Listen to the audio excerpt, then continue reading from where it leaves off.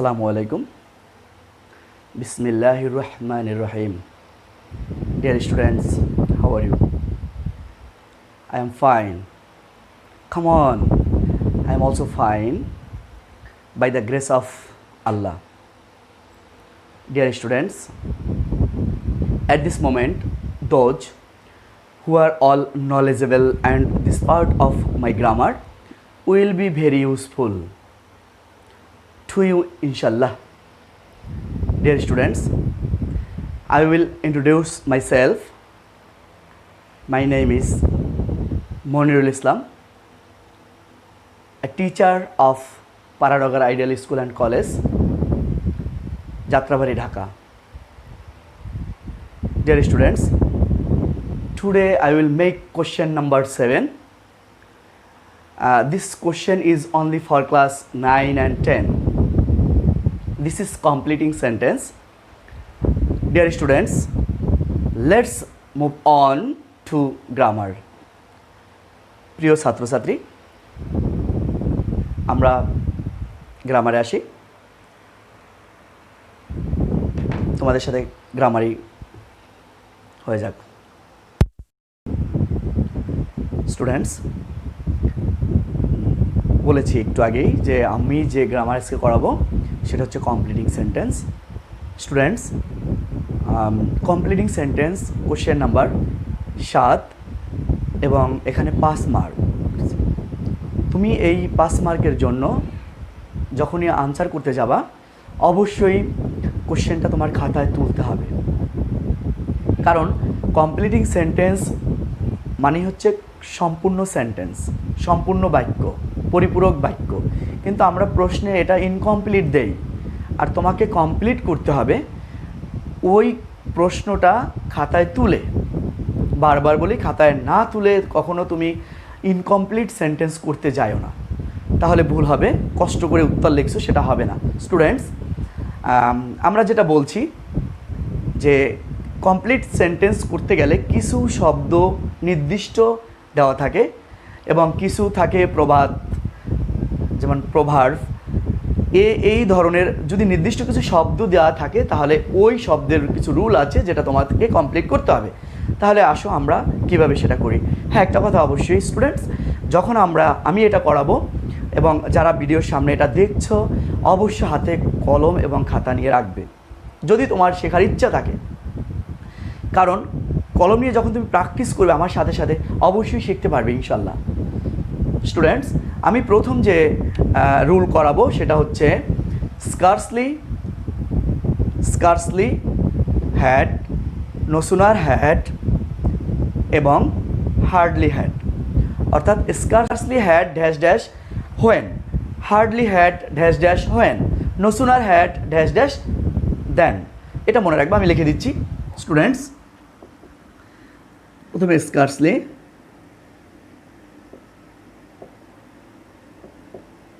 Scarcely had dash dash, এরপরে আমি একটু পরে দিচ্ছি 2 নম্বর,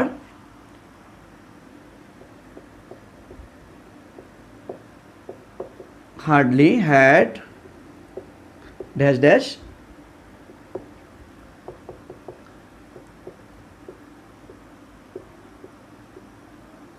no sooner had dash dash. Students, এই শব্দগুলো আমরা নেগেটিভ হিসাবেই ধরে নেই এবং সবসময় নেগেটিভই থাকে।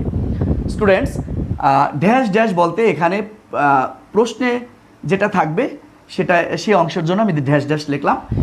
যা থাকুক, তোমাকে উত্তরের শুরুতেই স্কার্সলি আর হার্ডলি যদি থাকে তাহলে সেখানে তুমি হোয়েন বসায় দাও। হোয়েন, শুরুতেই তুমি হোয়েন দিতে হবে, তারপরে কী আসে আমি বলছি। আর যদি তোমার নো সুনার থাকে তুমি দেন বসাও, THAN, দেন মানে চেয়েও। তুমি এখানে অনেকে উত্তর করতে গেলে দেনের জায়গায় দেন করে ফেলে, দেন তারপর, যেটা হবে না, ইনকারেক্ট। স্টুডেন্টস, আরেকটা কথা মনে রাখবে, যখনই তুমি এগুলা করতে যাবে অবশ্য এখানে পাস্ট ফর্মে করবে, অর্থাৎ পাস্ট ইনডেফিনিট টেন্স করবে। অর্থাৎ subject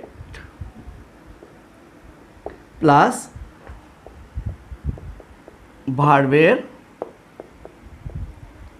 past form plus object. Students সংক্ষেপে অবজেক্ট লিখলাম। এরপরে দেন এরপরে সে একই রকম এখানেও সাবজেক্ট আসবে প্লাস ভার্ব আসবে প্লাস ভার্বের past form plus object. Students subject ভার্বের past form object, absolutely it is first indefinite tense. সবসময় এই ধরনের স্কার্সলি হার্ডলি নো সুনার শব্দ পেলেই তুমি তার উত্তরটা পাস্ট ইনডিফিনিট টেন্স করবে, পাস্ট ফর্মে করবে ভার্ব। এরপরে এর বাংলাটা কি? যখনই কমপ্লিটিং সেন্টেন্স করতে যাবে তোমাকে আরেকটা জিনিস ভালোভাবে মনে রাখতে হবে, বাংলা কীভাবে, এর বাংলা কি, এর মিনিংটা কী। যদি তুমি মিনিংটা জানো তাহলে তোমার জন্য সহজ হয়ে যাবে উত্তরটা। স্টুডেন্টস তবে স্কার্সলি হার্ডলি নো সুনার এর কেমন বাংলা, এর মিনিংটা কীভাবে হবে দেখো। এই শব্দগুলোর মিনিং নির্ভর করে এর ভার্বের উপর। এর ভার্বটা কি সেটা দেখি তুমি বাংলাটা বুঝে নিতে পারবে। যেমন আমি একটু উদাহরণ দিই, একটা এক্সাম্পলে আসি। দেখো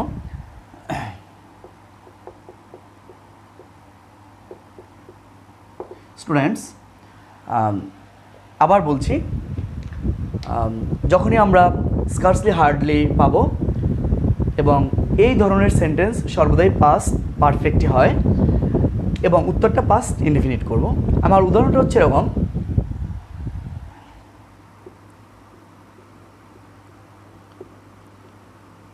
scarcely had he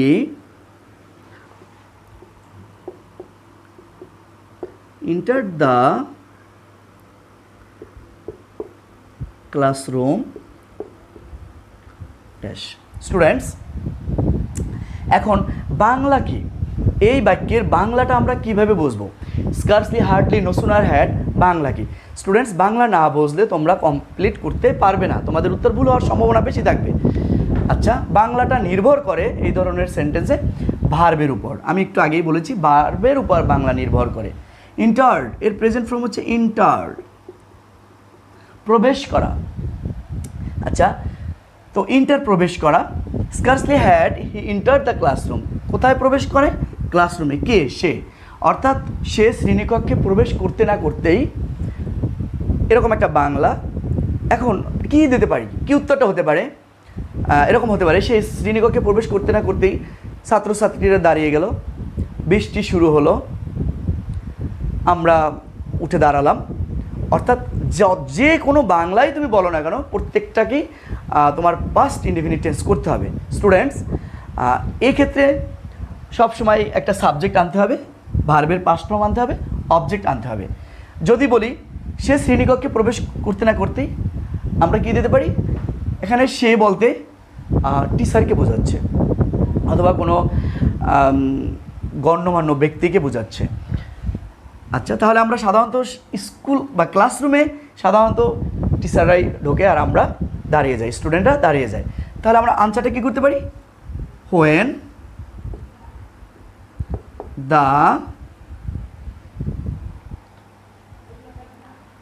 the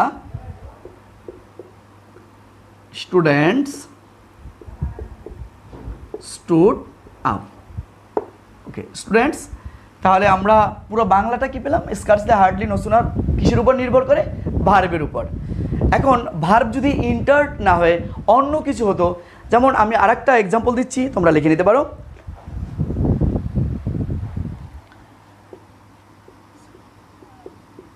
Scarcely had he reached the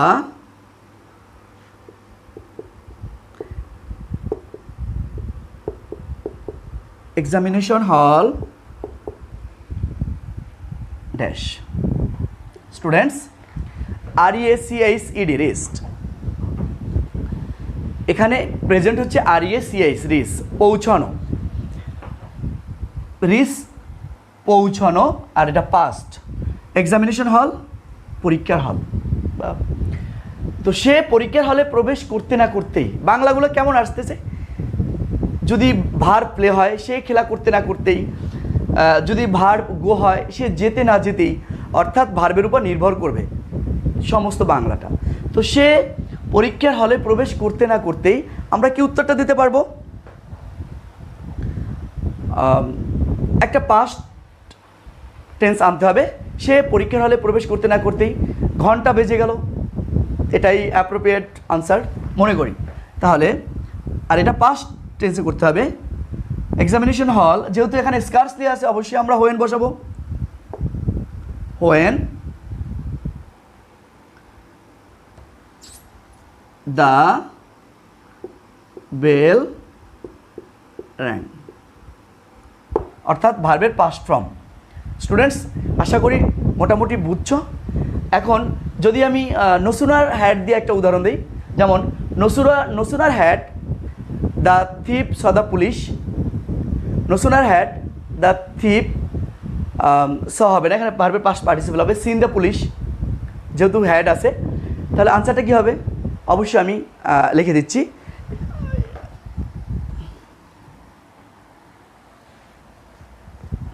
students আমি নসুনার দিয়ে একটা করতেছি, এটা আর একটা উদাহরণ। নসুনার হ্যাড দ্য থিপ, থিপ চোর, no sooner had the thief seen the police. Students no sooner had the thief seen the police, এখানে সিনের প্রেজেন্ট ফর্ম হচ্ছে see, present form see, past হচ্ছে saw, past participle seen. Seen কেন হচ্ছে? যেহেতু এটা B3, have, has, হ্যাডের পর ভার্বের পাস্ট পার্টিসিপল ফর্ম সিন। এখন বাংলাটা কি?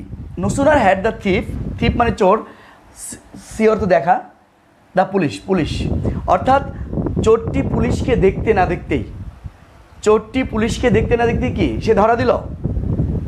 সে কি খেতে চাইলো? না, সে দৌড়ে পালালো। এটা অ্যাপ্রোপ্রিয়েট হতে পারে। যখনই নসুনার হ্যাড হবে প্রথমেই তোমাকে দেন শব্দটা বসাতে হবে। দেন না বসে তুমি যদি বাংলার অন্যটা বসাই দাও, শুধু ভার্বের পাস্ট ফর্ম দিয়ে, অর্থাৎ একটা পাস্ট ইনডিফিনিট টেন্স করে ফেলো, হবে না, তোমাকে দেন বসাতেই হবে। দেন হি, হি দ্যাট মিন্স থিপ, হি ভার্বের past form ran away. Dear students, আমি আশা করি তোমরা বুঝতে পারছো। তবে তোমাদের আরেকটা সহজ কৌশল আমি শিখিয়ে দিচ্ছি, যেটা তোমরা এখনই শিখে নিতে পারবে। কিছু অপশন দিয়ে দিচ্ছি, যেমন যদি কোথাও তোমার স্টেশন বোঝায়, দেখো যদি স্টেশন, স্টেশন এরকম যদি কিছু বোঝায়, তাহলে তুমি একটা শব্দ বসাবা, সেটা হচ্ছে the train left, train left.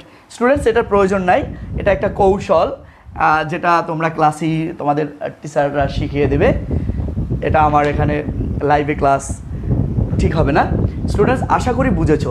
ঠিক হার্ডলি দিয়াও যদি এরকম তোমরা একটা করতে পারো, তা আমি হার্ডলি দিয়ে একটা উদাহরণ দিচ্ছি, তোমরা এখনই লিখে নাও। Hardly had the headmaster enter the classroom, একই রকম। Hardly had the headmaster enter the classroom, ওই প্রধান শিক্ষক শ্রেণীকক্ষে প্রবেশ করতে না করতেই দ্য স্টুডেন্টস স্টুড আপ, একই উত্তর। তার মানে ক্লাসরুম যদি পাও তো উত্তরগুলো এভাবেই দিতে পারো। আচ্ছা, তাহলে আমরা আশা করি স্কার্সলি, হার্ডলি এবং নসুনার হ্যাড ধারা কমপ্লিটিং সেন্টেন্সটা কমপ্লিট করতে পেরেছি। স্টুডেন্টস এরপর আমি অন্য একটা রুলে চলে যাব। আচ্ছা,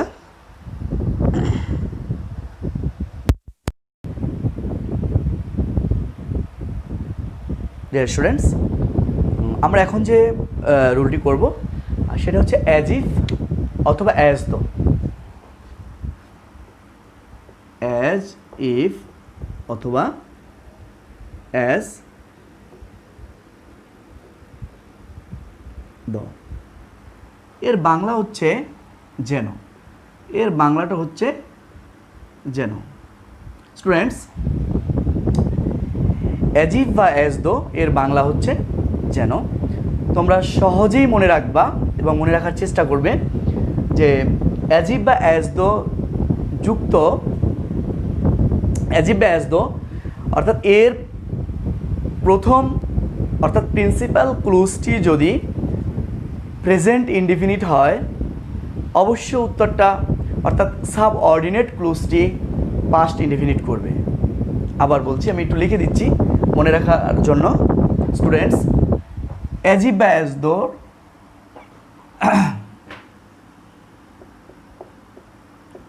অ্যাজ ইফ বা অ্যাজ দো এর প্রথম অংশ অর্থাৎ প্রিন্সিপাল ক্লোজ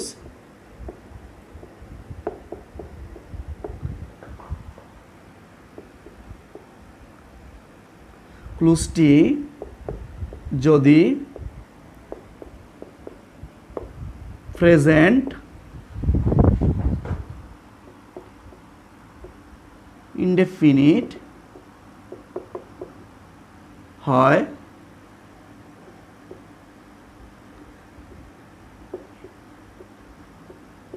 টেন্স এ হয়, ইনডিফিনিট টেন্সে হয় বা ইনডিফিনিট টেন্স হয়, এবং অর্থাৎ প্রথম অংশ বা প্রিন্সিপাল ক্লুজটি যদি প্রেজেন্ট ইনডিফিনিট টেন্স হয়, এবং তাহলে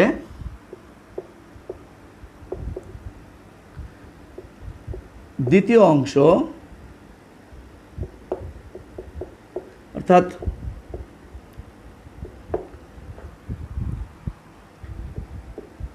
সাব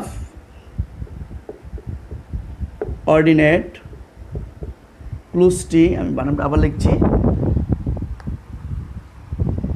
অর্থাৎ সাব এস অর্ডিনেট ক্লুজটি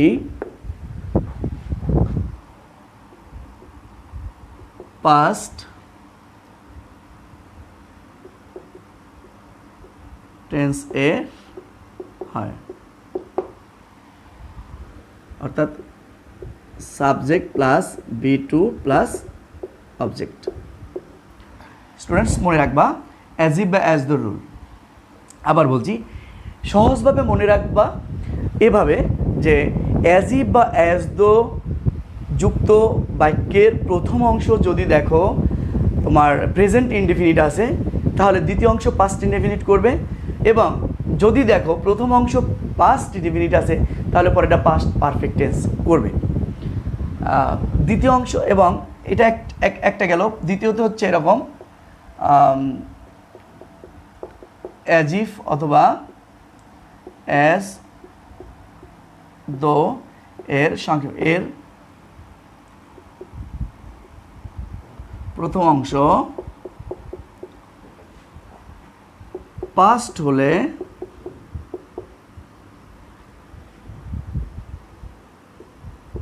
দ্বিতীয় অংশ পাস্ট পারফেক্ট করবে, পাস্ট পারফেক্ট করবে। স্টুডেন্টস, একটু মনে রাখার জন্য এইটা আমি সহজভাবে লিখে দিলাম। এখন যদি আমি দু একটা উদাহরণ দিই, তাহলে তোমাদের জন্য এটা আরও ইজি হবে। স্টুডেন্টস, উদাহরণ নেই, শি টকস অ্যাজ ইফ, একটা এক্সাম্পল দিচ্ছি, তোমরা এক্সাম্পলটা লিখে নাও। শি টকস অ্যাজ ইফ, উত্তরটি বসাও। Students, she talks, TALK, she talks, she এর কারণে এস বাই এস হয়েছে, যেহেতু থার্ড পারসন সিঙ্গুলার, এবং এটা প্রেজেন্ট। কেন? TALK প্রেজেন্ট ফর্ম, এখানে এস হয়েছে সাবজেক্ট থার্ড পারসন সিঙ্গুলারের জন্য, অবশ্যই এটা present indefinite. That means principal ক্লুজটি প্রেজেন্ট ইনডেফিনিট, দেন আমাদের উত্তরটা করতে হবে পাস্ট ইনডেফিনিট। তো শি টক্স, সে বলে, অ্যাজ ইফ যেন, পাস্ট সে সব কিছু জানতো, শি জানা ইংলিশ হচ্ছে নো, এটার পাস্ট হচ্ছে new, everything, she new everything. যদি হতো এরকম she talk as if, students এটা কিন্তু প্রেজেন্ট ছিল এই জন্য পাস্ট করেছি, এটা তো পাস্ট এই জন্য পাস্ট পারফেক্ট, অর্থাৎ শি হ্যাড, এটার পাস্ট পার্টিসিপল হচ্ছে নন এভরিথিং।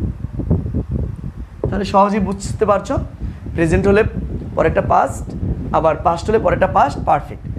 তোমার কমপ্লিটিং সেন্টেন্সে দেখা যাচ্ছে এই অংশটা আছে কিন্তু বাকি এটা খালি, অবশ্যই এটা তোমার এভাবে বসাতে হবে, নিয়ম একই থাকবে। স্টুডেন্টস তাহলে আমরা অ্যাজ ইফ এবং অ্যাজ দো রুলটা কমপ্লিট করলাম, আশা করি কিছু বুঝতে পারছো।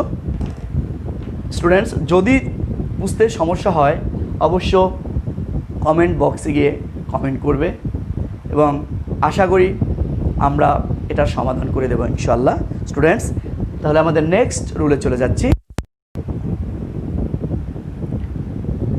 ডিয়ার স্টুডেন্টস আমরা পরবর্তী রুলে আসছি। আমরা এখন যে রুলটা করাবো সেটা হচ্ছে so dash dash that. So dash dash that লিখে দিচ্ছি, so dash dash that, dash dash that. So এতই, এটা অর্থ হচ্ছে এতই যে, এরকম আমরা বাংলাটা বলি এরকম, so that, so dash dash that, এতই যে। এর স্ট্রাকচারটা কি, এর গঠনটা কি সেটা আমি একটু লিখে দিচ্ছি। আমাদের যেটা থাকবে এখানে একটা প্রথমে সাবজেক্ট থাকবে, subject, verb plus so plus একটা অ্যাডজেক্টিভ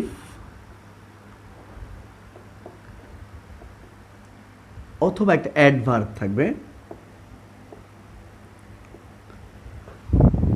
সাবজেক্ট ভার্ব সো, এরপরে অ্যাডজেক্টিভ অথবা একটা অ্যাডভার্ব থাকবে, প্লাস এরপর দ্যাট আসবে,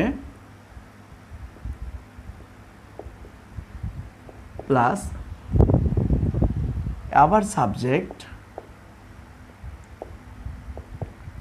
প্লাস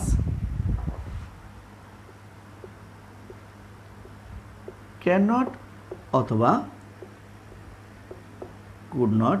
প্রেজেন্ট হলে ক্যান নট বসাবো, পাস্ট হলে প্রথম অংশ প্রেজেন্টের ভার্বের প্রেজেন্ট ফর্ম হলে ক্যান নট অথবা পাস্ট হলে could not, plus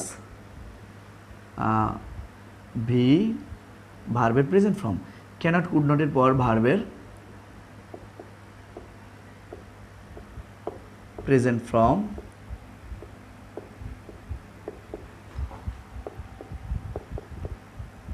plus object বা এক্সটেনশন। এক্সটেনশন মানে হচ্ছে অন্যান্য বা বাকি অংশ।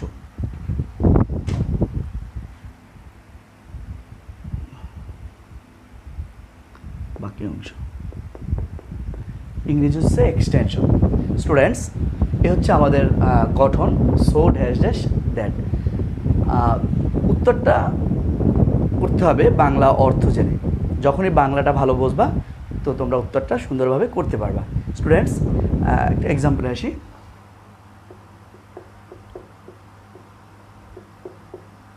এক্সাম্পল দিতে গেলে আমরা দেখি প্রথমে, হি is so old, he is so old that. যদি সেন্টেন্সটা এ পর্যন্ত শেষ করে ফেলে, হি is so old, he is so, এরপরে একটা অ্যাডজেক্টিভ অ্যাডভার্ব তোমরা দেখো, অবশ্যই সেখানে দ্যাট দিয়ে উত্তরটা করবা, তাহলে তোমাদের জন্য ভালো হবে। স্টুডেন্টস আমরা যখন উত্তরটা করতে যাব মনে রাখবে বাংলা কি বলেছে, বাংলার সাথে সম্পর্ক রেখে পরবর্তী অংশটুকু হবে, কারণ অর্থ এবং স্ট্রাকচার দুটোই ঠিক রাখতে হবে। হি ইজ সো ওল্ড, সে এতই বৃদ্ধ যে, দ্যাট যে কী করতে পারে, মানে আমরা এখানে কি দিতে পারি তার বর্ণনা হিসেবে, হি ইজ সো ওল্ড, সে এতই বৃদ্ধ দ্যাট যে, হ্যাঁ হতে পারে সে হাঁটতে পারে না, সে খেতে পারে না ভালো, সে ভালো কাজ করতে পারে না। অর্থাৎ আমরা এর সাথে অর্থ মিলে সেন্টেন্সটা কমপ্লিট করব। স্টুডেন্টস আবার বলছি, প্রথম অংশের সাথে অর্থ অনুযায়ী কমপ্লিট করব এবং আমার স্ট্রাকচার ঠিক রাখতে হবে। স্টুডেন্টস ইজ প্রেজেন্টে আছে, সো আমরা ক্যানট দেবো, কিন্তু প্রথমে সাবজেক্ট আসি, সে এতই বৃদ্ধ যে সে হাঁটতে পারে না, এটাই দেবো, বা সে কাজ করতে পারে না। তাহলে সে এতই বৃদ্ধ যে সে কাজ করতে পারে না, এখানে সাবজেক্টটা ইম্পর্টেন্ট ব্যাপার। অনেকে এখানে সে হাঁটতে পারে না, সে এতই বৃদ্ধ, যদি এখানে সাবজেক্ট আমি দিই, রহিম করিম দিই, তাহলে হবে না, তার সাথে মিল রেখে উত্তরটা করতে হবে। হি ক্যানট ওয়ার্ক, সে কাজ করতে পারে না। স্টুডেন্টস আশা করি বুঝতে পারছো। যদি এখানে ওয়াজ হতো তাহলে এখানে কুড নট বসাইতাম, অবজেক্ট বা এক্সটেনশন না থাকলে নাই। যদি মনে চায় কিছু বাড়াই বা দিতে বা কিছু দিয়েও এখানে, আর যদি মনে করো উত্তরটা এখানেই শেষ করি, হ্যাঁ অবশ্যই শেষ করো। তবে মনে রাখবা ইংরেজিতে কোনো কিছু লিখতে গেলে সবসময় চেষ্টা করবার সহজ এবং ছোট সেন্টেন্স লিখতে, তাহলে ভুল হওয়ার সম্ভাবনা কম থাকে। স্টুডেন্টস আমি আর একটা এক্সাম্পল দিচ্ছি, এক্সাম্পল 2 তোমরা লিখে নিতে পারো।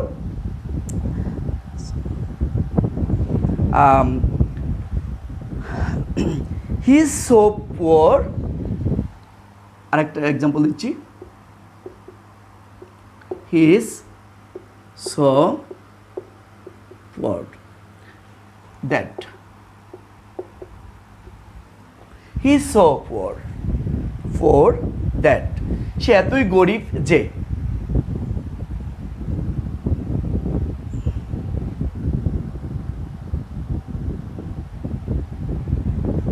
উত্তরটা কি হতে পারে স্টুডেন্টস? সে এতই গরিব যে সে তার পরিবার মেনটেন করতে পারে না, অথবা এতই গরিব যে সে একটা ভালো কাপড় চোপড় কিনতে পারে না, সে এতই গরিব যে ভালো কোনো খাবার ক্রয় করতে পারে না। তো আমরা সহজ ইংলিশটা এখানে নিয়ে আসি, he is so poor that he cannot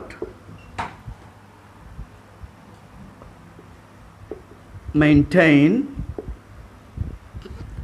his family. Students আশা করি তোমরা কমপ্লিট করেছো বা কমপ্লিটিং সেন্টেন্সগুলো ভালো করে বুঝেছো। আজকে আমরা যেগুলো করিয়েছি সেটা হচ্ছে সো ড্যাশ ড্যাশ দ্যাটের একটা, অ্যাজ ইফ অ্যাজ দোর একটা, স্কার্সলি হার্ডলি নো সুনারের একটা। স্টুডেন্টস স্ট্রাকচার সহ আমি যেগুলো দিয়েছি ইনশাল্লাহ বুঝেছো। Dear students, what has been done today, you will practice sitting at home, then you will see that there is nothing easier for you than this. Dear students, time is very short. I will discuss the rest of the rules in the next class, inshallah.